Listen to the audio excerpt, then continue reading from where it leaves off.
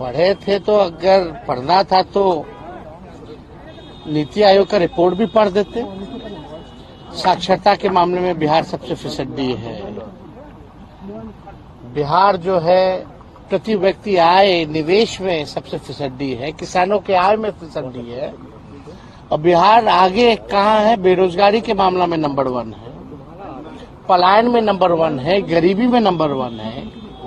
ये सब भी बताना चाहिए था।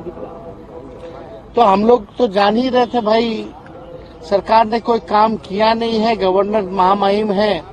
ये औपचारिकता होती है कि जो सरकार लिख के देगी, चाहे झूठ हो सच हो, वो राज्यपाल जो है पढ़ेंगे। अब इस पे अभिभाषण पे चर्चा होगी।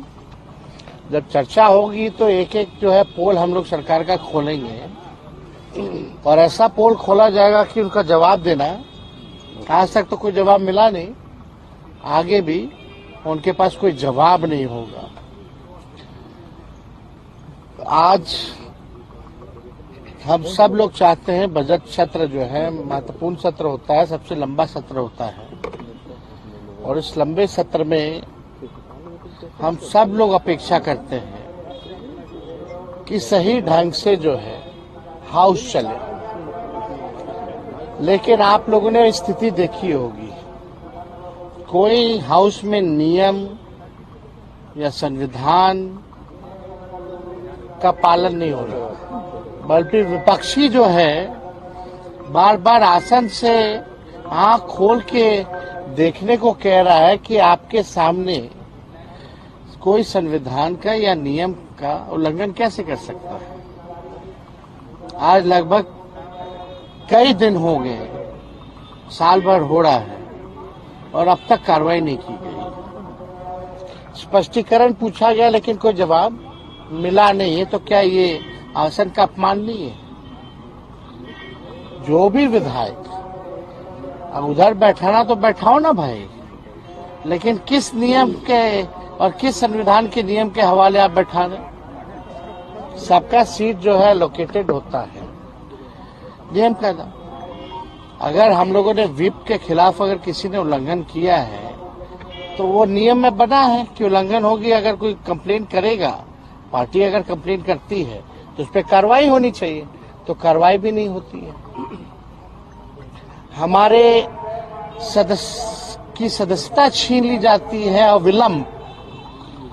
एमएलसी सुनील सिंह केवल पलटू राम कहने पे उनकी सदस्यता छीनी जा सकती है। यहाँ व्हिप का उल्लंघन हो रहा है, डेली सदन को शर्मसार किया जा रहा है, आसन के नीचे खेल हो रहा है, तो सदस्यता नहीं छीनी जा रही। तो मेरा ये कहना है कि संविधान सत्ता पक्ष के लिए कुछ और है क्या? नियम सत्ता पक्ष के लिए कुछ और है क्या? और विपक्ष के लिए कुछ और है क्या?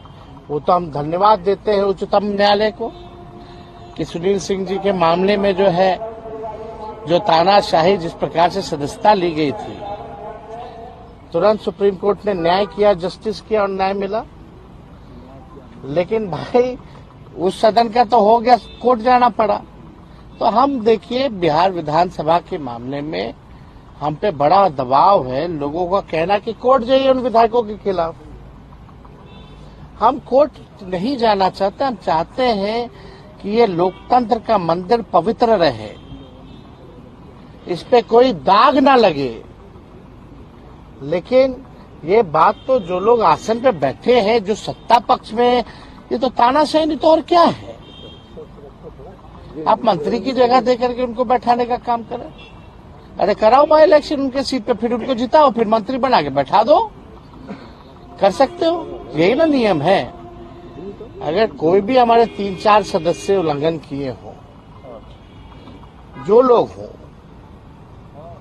तो भाई कार्रवाई होनी चाहिए। पार्टी कार्रवाई करती है। व्हिप का मतलब क्या होता है? यानी व्हिप का कोई मतलब नहीं, तो इस व्यवस्था को आप रखिए क्यों? हटा दो।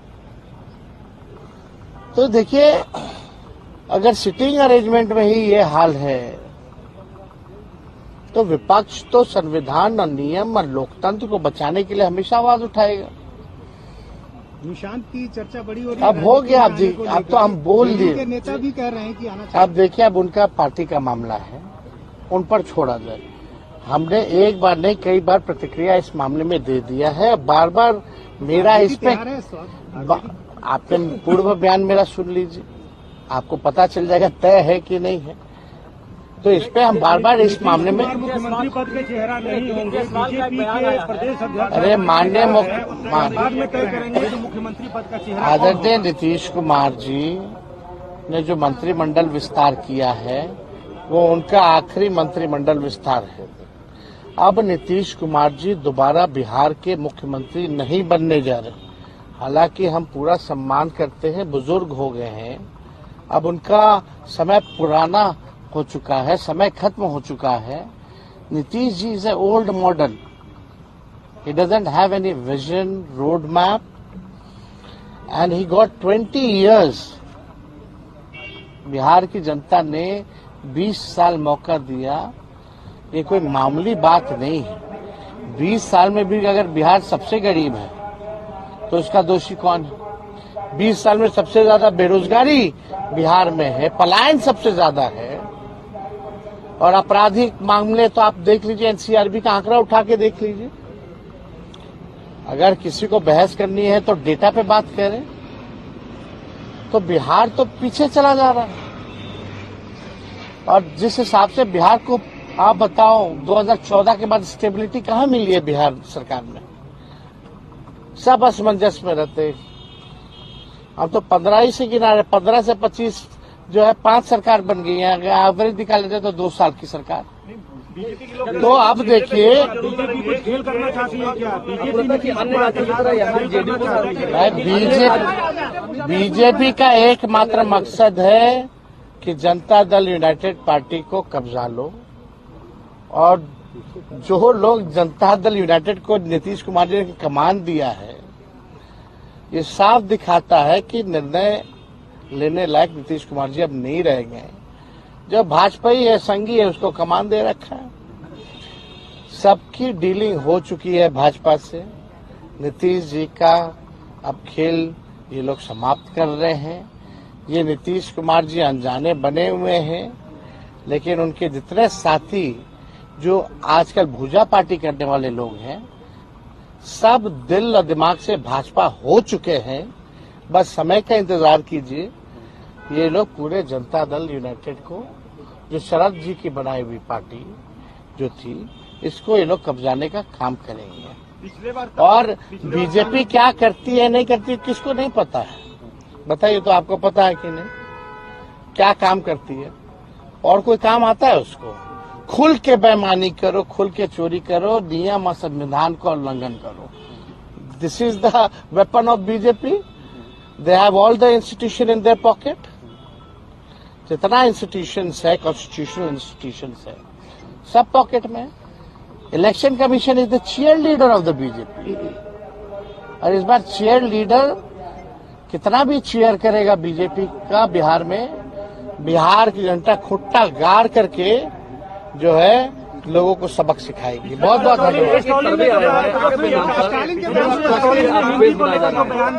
बिहार में उसको लेकर सर्वे आया है, मोस्ट ट्रस्टेड प्लेस बताए जा रहे हैं, बदलाव का एक हिसाब। अब देखो, हम नेता आते रहेंगे, जाते रहेंगे। बिहार जो है देश भर में चर्चा में रहेगा, ठीक है। हम पे भी बहुत आरोप लगेंगे, बहुत तिगड़मबाजी होगी, ये होगा, तरह तरह की बातें बिहार में होंगी, क्योंकि चुनाव है। हिंदी को लेकर जो तो अब सर्वे भी होता रहेगा। सर्वे ठीक है, सर्वे होता ही रहता है, उसमें कहाँ उसमें विश्लेषण है। हम देखो, हमने अपने आप पे विश्वास है, हमें खुद पे हम विश्वास करते हैं कि इस बार बिहार की जनता हम लोगों को अवसर देगी। स्टालिन ने कहा हिंदी को लेकर तेजस्वी